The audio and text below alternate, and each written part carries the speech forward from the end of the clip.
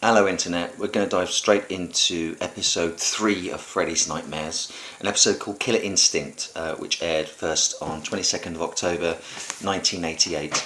It's directed by Mick Garris, who also directed Stephen King's Sleepwalkers and the TV movie versions of The Stand and The Shining. So for a period there he was Stephen King's go-to director.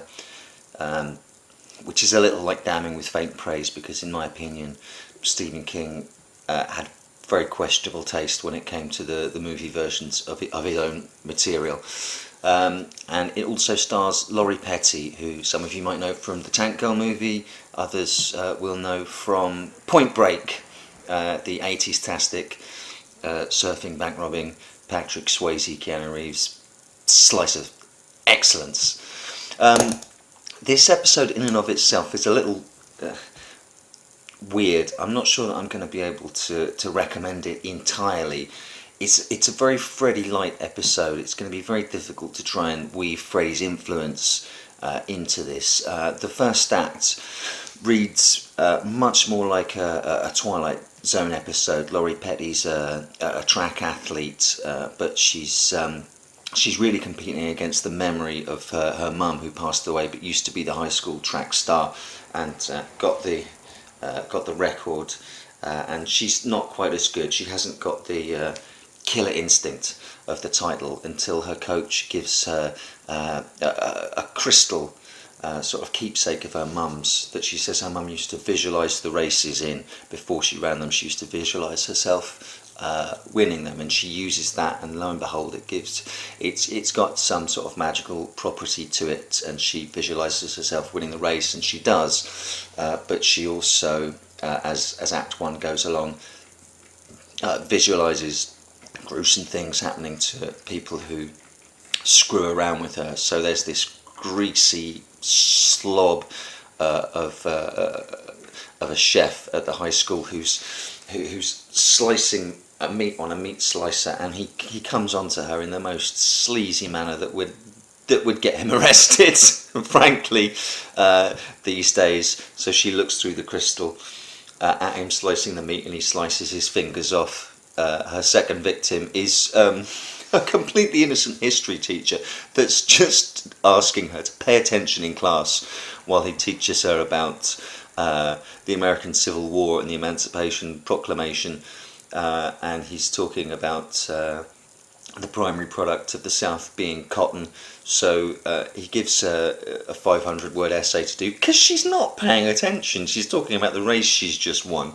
So she looks through the crystal and visualizes him choking on cotton, and all this cotton keeps coming out of his mouth. So she kills him for no good reason other than he's trying to teach her stuff. And her competitor on the track, a character called Nikki, gets her talisman for this next race, and the payoff in Act 1 is pretty good. She's all worried that she can't race without her talisman, and her boyfriend saying, don't be silly, it's you win the race, you run the race, so go and do it. But it turns out that her track rival has had the talisman, and as she crosses the finish line, the red finish line lops her head off, and that section is really nicely edited together. It's obviously done on a low TV budget, but Mick Garris does quite a good job there of having that happen. Then when it resolves in the real world, she's just fallen and broken her neck. But we're used in the Elm Street world of seeing what happens in the dream world, and then seeing the people in the real world dying. And then Act 2, with Chris, Laurie Petty's character, dead, the focus moves on to Nikki, her track competitor, and it's more of a sort of guilt thing. She starts seeing dead Chris everywhere, and there's really not much to it. There's a couple of notable things about Act 2. One is thematically it sticks very close to Elm Street themes that we've become used to. It becomes very apparent that her parents are forcing her into this role. They want her to be the track athlete. They want to decide what university she goes to and things like that. So we're used to that with the Nightmare films. There's a scene where she comes home and the parents have arranged a dinner party with influential people who can help her get into the right university, but she doesn't want to do that. You've got the classic scene of when she starts asserting her own independence. Her parents instantly think that she must be on drugs. We've seen that quite a lot in the Nightmare series. The other notable nice little touch right at the start of Act 2, where Laurie Petty's character is, it's her funeral. The minister at the funeral is played by Bob Shaye, producer of the Nightmare series, head of New Line Cinemas, so well known to any Nightmare aficionado. And it is around about this time that he started doing cameos in the Nightmare series. So he's the minister in this episode.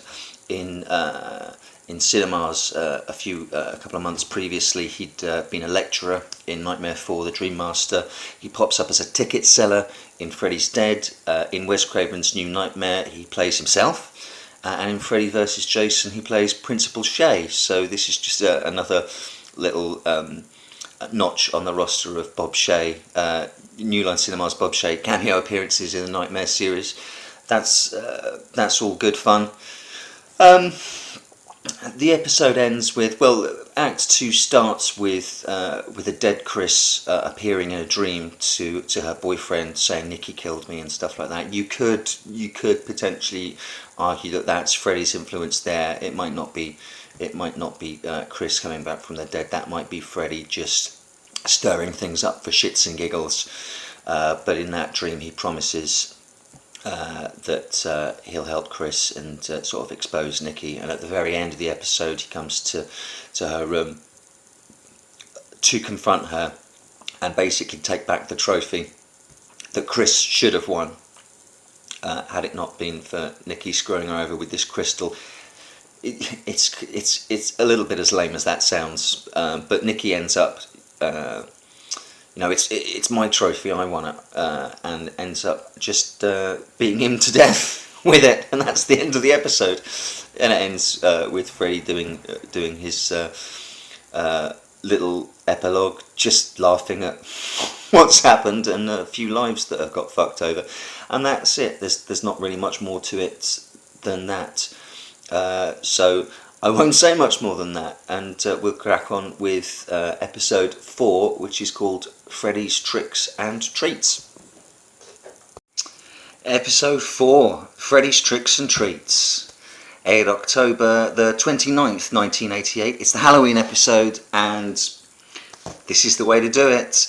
The first unabashedly great episode of Freddy's Nightmares, and I strongly suspect they're going to have to go a long way to try and top this.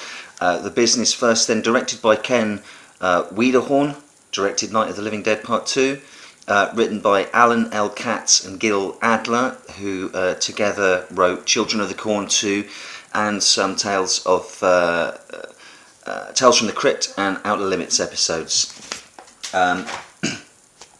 The episode's Act 1 is set on Halloween, and we follow Marcia. She's a college student. She's trying to study for her anatomy midterm whilst everyone else is having a Halloween party. Her nice little bit of movie reference nod right at the start while she's studying. Her boyfriend Mark sneaks into her room wearing a Jason mask, which is a nice little nod. It's not a movie accurate Jason mask. No one wants to get sued here, but it's a Jason mask anyway. We all know it is. But anyway, she decides rather than joining the Halloween party downstairs, she's going to go to the anatomy lab and cut up some cadavers in preparation for her anatomy midterm the next day. The security guard there tells her that Springwood is haunted by Freddy Krueger, and this is a Freddy episode. So while she's there studying, ostensibly, she falls asleep and Freddy starts fucking with her. He scratches Boo into the forehead of the cadaver that she's cutting up, which is classic Freddy. We in a sort of flashback within the dream, we learn that her parents had died and her grandmother raised her, but her grandmother was strictly religious, so anytime we actually see her as a little girl getting her hands scrubbed raw, having to be washed clean because she's played with dirty boys. So all that abusive history, psychosexual themes and stuff like that, classic nightmare tropes. Let's see, what does Freddy do? Oh yeah, Freddy turns up as the grandma. The cadaver sits up at one point and it's grandma, but with a Freddy glove and the Freddy hat. At one point, Mark tries to do a Halloween prank on her with a skeleton dressed in an overcoat and a hat, how he's dressed, and she turns it around and it's the skeleton. And then he jumps out at her and gives her a Halloween scare, but then the skeleton turns into Freddy and he stabs Mark in the eyes with his skeletal fingers. There's a really creepy scene where Mark keeps trying to get her to put on a pumpkin Halloween mask and enjoy Halloween, and there's one really quick but really creepy scene where the mask is on her face and she can't get it off, and she's clawing at it, but she's clawing it bloody. It's ostensibly just a plastic mask, but as she rakes her fingers through it, it starts to bleed like she's scratching the flesh off her actual face. Excellent stuff. Mark essentially takes her out into Elm Street and takes her and stands her outside a window of a house because she needs to face her fears. It's a little bit like the ghosts of Christmas Past, and she's looking through the window and sees herself younger. She's making out with a boy. Grandma comes home, starts taking the strap to her, but then has a heart attack and dies. And on the floor in front of her, and the older medical student Marcia runs in and says, "I can save you now. I started studying medicine so I could save you." And as she's trying to revive her, the corpse comes back to life, grabs her hair, she pulls Grandma's face off, and it's Freddy. This is excellent stuff. And at the end of Act 1, she's reduced to a gibbering wreck. And we cut for Act 2, 2 months into the future, and join Zach and Gary, who were two guys at the Halloween party. And Zach in Act 1 mentioned very briefly that what he was studying was ways of recording dreams on VHS tapes. Remember VHS, kids? So we're with Zach and Gary now. I noted while I was looking at the cast that Gary, the guy that plays Gary, what's the name him? Gary. Cameron Thor played Dodgson in Jurassic Park, and if you love Jurassic Park, Dodgson's got a very tiny part in it, and I will never forget Nedry's scene. Dodgson, we got Dodgson here. So that's Cameron Thor. But anyway, Zach is using very unethical practices because he's telling Marcia that she's a therapy subject, but he's actually using her as a subject for his study to record dreams. And he realizes that the more intense the dream, the better his recording is of it. So he's pushing her to go further, and she's not sure if she wants to because she feels that something's in there in her dreams. We all know who that is, don't we? And in order to, after one of the dreams, he thinks it's Grandma in the dreams, and his idea is, for his therapy, that once patients have got like a VHS recording of their dream, their nightmares and their issues, they can just watch them over and over again in the comfort of their own homes till they become like reruns in syndication, rather than having to spend months and months and sometimes years in therapy getting to the nub of it. They can just watch it until it doesn't have any power over them.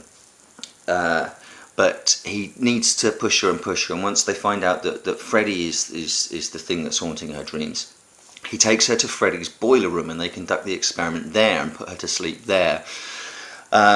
So there's some excellent Freddy mythos stuff there. While she's in the boiler room, she hears a little girl calling out for help, so she goes further in and finds one of Freddy's victims, a little 10, 11-year-old girl trapped, and as she's trying to free her from the cage, you see Freddy coming down the steps behind her slowly, and then the glove behind her.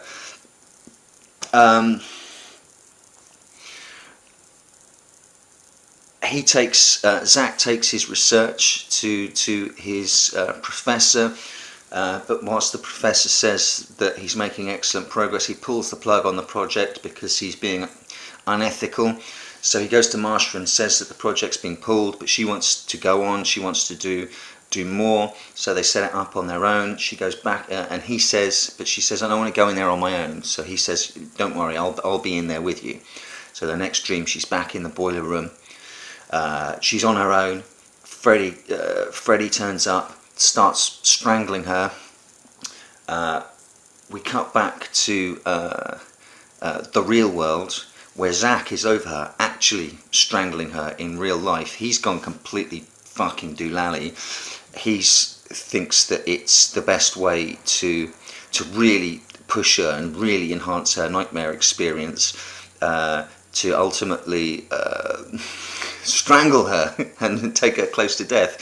But because her nightmare is so intense, by this point, there's a video monitor behind him as he's over the bed strangling her, just so that he can record her nightmare. Freddy reaches out from the screen, pulls him into her nightmare, kills her. She wakes up, so she survives. She goes through to the next room where all the recording equipment is, presses rewind, hits play, and sees Zach in her nightmare. Freddy kills her. End of episode.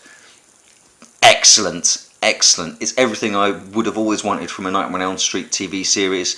I think we're probably going to get a lot more filler episodes than episodes like this, because Robert Englund, completely understandably, is not going to be to be put in the makeup week in, week out. So he'll don the makeup and just record his prologues and epilogues, and his sort of buffers to the adverts, probably I would imagine over just a few days for all of the episodes, and that's him done, and maybe he'll turn up as Freddy in certain key episodes. So this one, episode 4, No More Mr. Nice Guy, the first episode he was Freddy, so he's probably going to be sprinkled throughout this series like fairy dust, just like a little bit of fried gold, and those episodes are probably going to be the best ones, to be perfectly honest. But this was superb. Episode 4, Freddy's Tricks and Treats, the Halloween episode, stand out. Can't recommend that highly enough. It would tonally and thematically, it would slot perfectly in between Dream Warriors and Part 4, The Dream Master. All the dream science stuff and recording it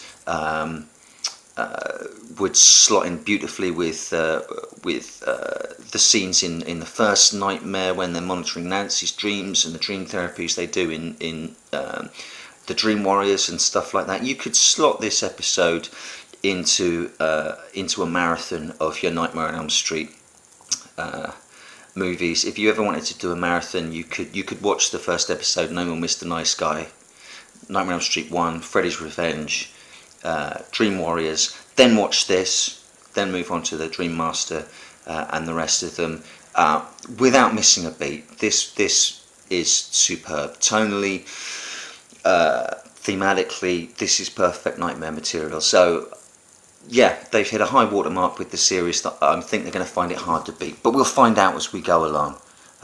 Maybe we'll get lucky and we'll have some more diamonds in the rough like this.